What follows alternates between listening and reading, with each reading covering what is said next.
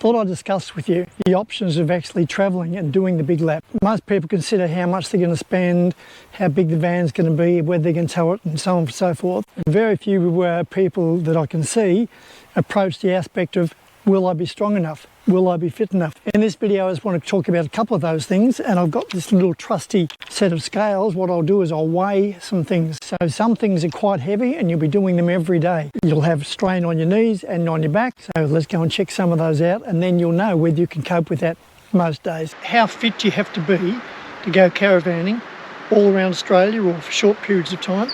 I think for a day, a weekend, a few days, I wouldn't worry about it. But if you're concerned about getting a caravan and thinking, oh, getting on a bit, maybe my back won't cope with it, and maybe my knees could be a problem. So obviously depends on the type of caravan you've got. Pop top or a camper trailer. Certainly camper trailer was going to be your hardest work, so you're going to have to be getting things open and putting out poles and all that sort of stuff. Next one up will be a pop top.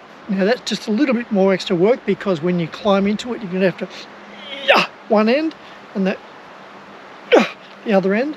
So you're going to have that, otherwise just a normal caravan will hit. So I'm going to walk you through a couple of things that you'll need to do when you head up camp. And at the end I'll list the different things that are going to weigh, the different weights that it typically will be. So a little list for you to print off if you want. And the other thing is, keep in mind that of the caravanning, probably the hardest work of all of it is the actual driving. Now it sounds like, oh, a piece of cake, but there's a certain amount of tension driving and knowing you're pulling that behind, and whether you're driving through traffic or right out in the outback, still there's a certain amount of tension. The other thing will depend on the car you've got. Now, some cars I've heard a lot of people complain about, oh, my back after just a few hundred kilometres. So probably the best thing to do is, once you've got your car, take it for a drive, make certain it's obviously capable of pulling the caravan, and also might not be bad investment just to get one of those little rubbery back things for back support. But yeah, and try and limit your distance if you can to say around about maximum of 300 kilometres a day. Now, that's a fair bit, but if you're out in the middle of the outback and you've got to knock off 1,000 kilometres, if you do it too short, then it's going to take you a long time. Especially if you're out in the desert, there's nothing to do, nothing to look at, and you're at your call.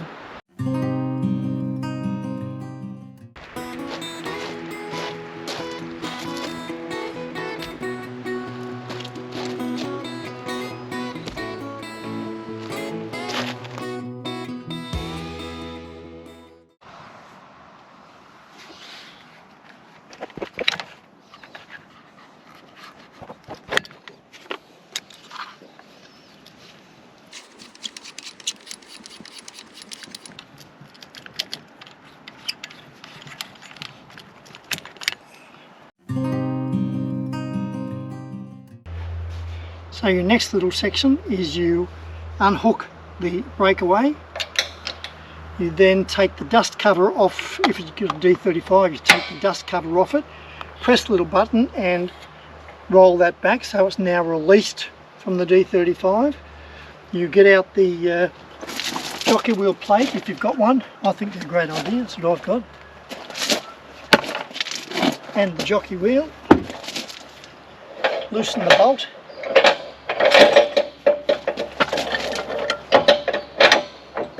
Line up the jockey wheel.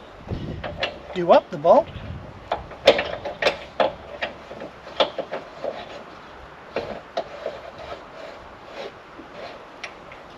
Decide which way, if the caravan's going to roll, whether potentially going to roll forward or potentially roll sideways. In my case, it's more likely to roll sideways, so I'm going to line up the wheel so it will look as though it's going to run forward. Line that up and start the jockey wheel. At this stage, pull on the handbrake.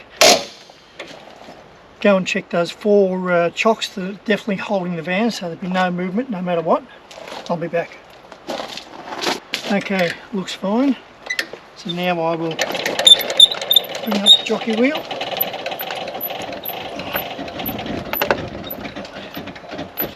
Okay, that's now clear. Last thing is I'll take off the safety chains, or in my case, delightful little process. The hooks, hammer hooks, hammer lock, sorry.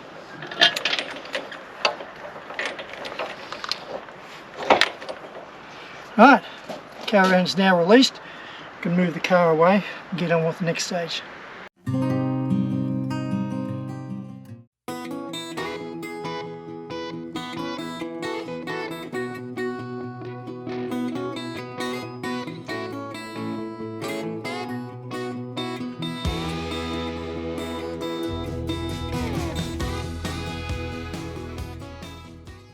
Another consideration you might think about for weight wise on a longer trip is keeping those solar panels is quite important. You want to try and do it as often as possible without being crazy. You don't need to do it every day, but certainly once every week or 10 days would be ideal, or a little bit more often. Now this particular one is a short one and it weighs 6.12 kilograms, so if you're carrying that around, that's a consideration. And obviously each time you put the ladder up, you've got to set it up, climb up the ladder, do what you've got to do, which is going to be tough on your tummy and on your back, and then you have to put it away. So consider that just in case.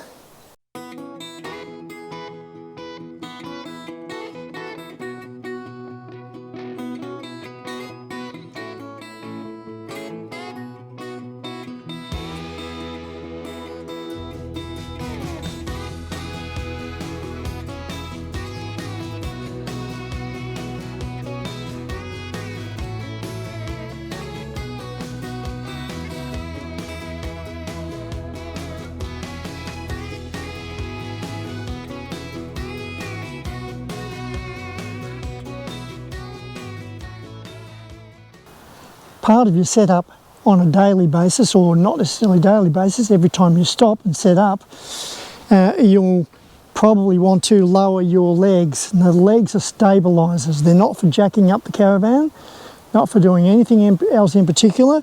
It's just so once they're down, it's just like walking at home, just walking inside the caravan.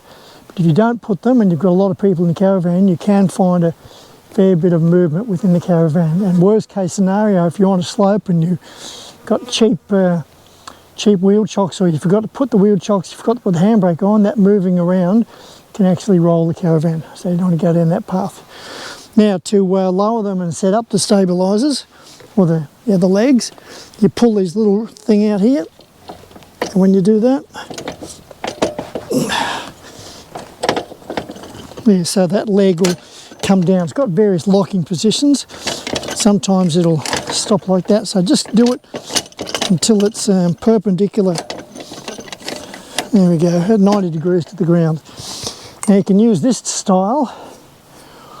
These braces are quite handy because if you carry one and you see someone broken down on the side of the road or struggling to try and use their old-fashioned jack or get the wheels off, then these are really handy because you can use this and you can put a lever on it to break the wheel nuts to get them loosened. So you find out which one it works on. That's that one. Just keep turning it around. Now, what you might find is if it keeps going down longer and longer and longer, you might run out of adjustment. So I always carry a couple of pieces of this. The reason I have two and not four, it's usually one end of the caravan will be slightly out. So I usually pop that under there, loosen it a bit. Yeah, pop it under there, make sure it's nice and centered. Then carry on with your tightening. How tight should you have it? You don't start jacking up the caravan because you can actually damage inside the caravan some of the infrastructure. So just do it until it's firm and it's not, as I said, not really lifting up the caravan. You'll know for sure because this will get a bit harder. If you decide that you don't want to do this mechanical one, which can be a bit harsh on your back. In fact, any of this work can be harsh on your back. You set yourself up with this. Now, basically what it is, it's not just a normal drill, there's another name for it, impact driver, that's it. So grab yourself an impact driver. Again, doesn't have to be this brand. The only reason I got this brand is I've got a whole lot of other tools that all take the same battery, which is really handy for me. That means I only have to charge up 1 or 2 batteries and I can get hours of solution to it. So you'll need that section. You'll need to buy one of these, like that. Now that basically fits into the drill, like so. That's in nice and firm.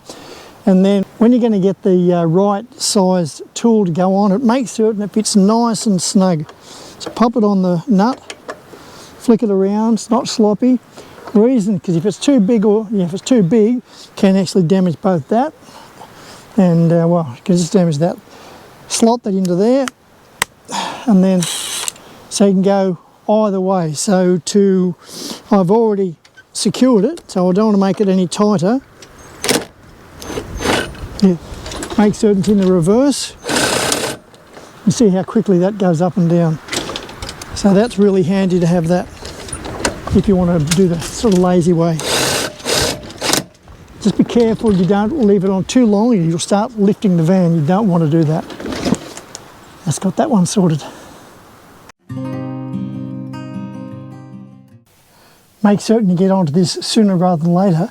Otherwise, at the moment it's taking power out of the battery, electricity. Just clicking the switch on a 3-way fridge. Clicks into the gas. Often you can hear a little ding as it fires and lights the fire. And then you'll be able to sit and enjoy it for hours on end.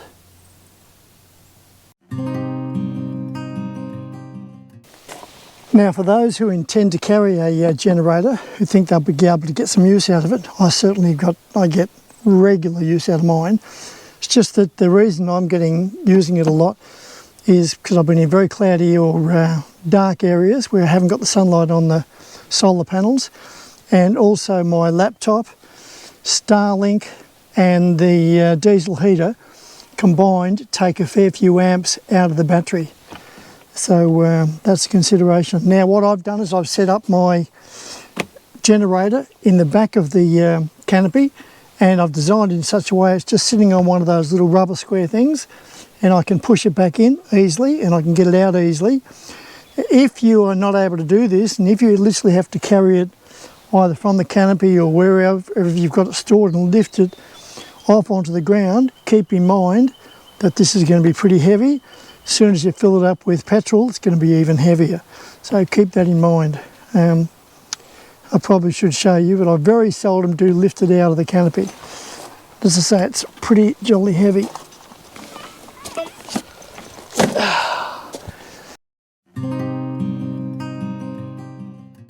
Now I don't want to do this fast motion or chipmunk because there's a couple of things I want to show you. So you open the door, there's a little, most caravans got this on it, clip it on in there.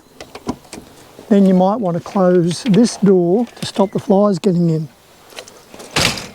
And those of you remember on an earlier video, champagne cork jammed up into here will stop just on the odd chance that the wide door is left open. It'll stop it coming in and locking into that.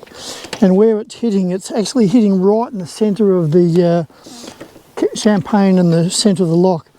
Now yeah, sure, it could damage it, but it'll definitely damage it if it keeps hitting the steel. And I've seen them break, so that's not a bad little tip. Climbing in and out of the caravan, rather than just walk on the rocks or the dirt or the sticks and hurt your feet, you might like to buy either of these two. They vary. They're sort of around about $20 for a pack of 4. This one's got no holes, this one's got holes. And what you do is you link them into each other to make like a little rectangle, and then you can step in and out of that. That's a short-term thing, or certainly a budget thing. I prefer, if I'm staying for a bit of a while, 2-3 days or more, then I'll use this mat.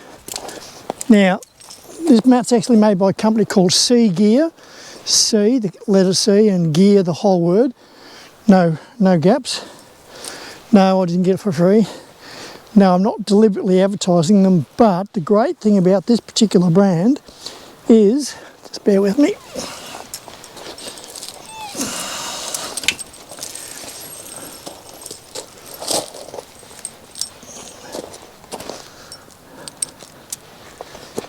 Yes, the great thing about this particular brand is it's designed in such a way, especially down the beach, the sand actually gets on it. It's got 2 layers. The sand gets on it, it seeps through onto the second layer, and the sand doesn't kind of build up like you would normally imagine it would.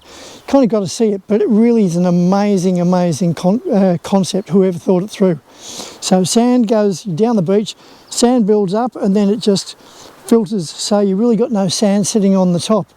Yeah, maybe you need to blow off a little bit, but there's nothing like if you have a normal mat and the sand builds up, you get a little sand castle. Then on top of that, I put the step. This is the step that I prefer. I have tried a few different ones. The plastic ones do tend to break and disintegrate. Now this one is foldable. I think you can get them from Bunnings or Aldi or wherever. The great thing about them is they're clickable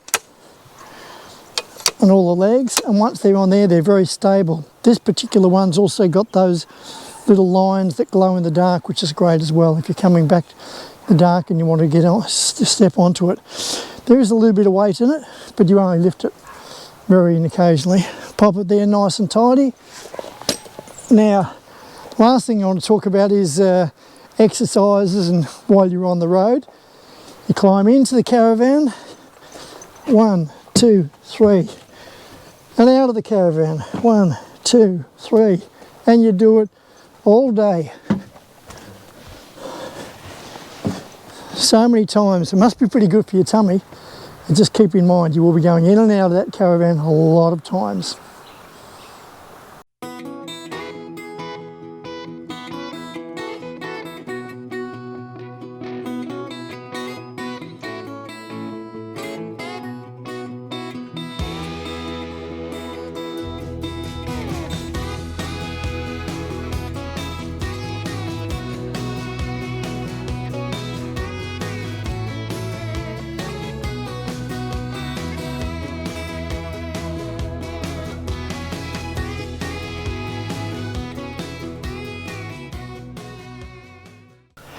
Just as I wrap up this video, I do want to say I hope I didn't present it as all doom and gloom.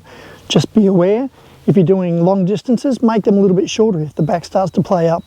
Probably not a bad idea to put one of those little support things in there. And all of the rest of this stuff that is, some are definitely heavy, like the bottle jack. If you've got a good breakdown service and you're not really going to go off in the wild, probably don't need it. If you don't take a generator, you won't need petrol. If you've got a diesel heater, you will definitely need a diesel container, but maybe get a small one, a little 5 litre, and just use the diesel as sparingly as possible. Water, if you've got a reasonably good caravan, you probably can have plenty of water, so you don't really need it. Big heavy tool bag, well, if you've only got like, half a dozen tools, you're probably going to cover most of the stuff that you've got. If the car or the caravan does play up, you'll probably get a breakdown service to come and fix it, or you'll drop it off or organise it to be dropped off at a garage. Now, if you found the video useful, helpful and or entertaining, please give it a thumbs up. If you think now is the time to subscribe and you haven't already, it would be really great. And if you think the video is worth sharing, you're crazy, that would be great. Until next time, this is Paul Wheel Drive, signing off.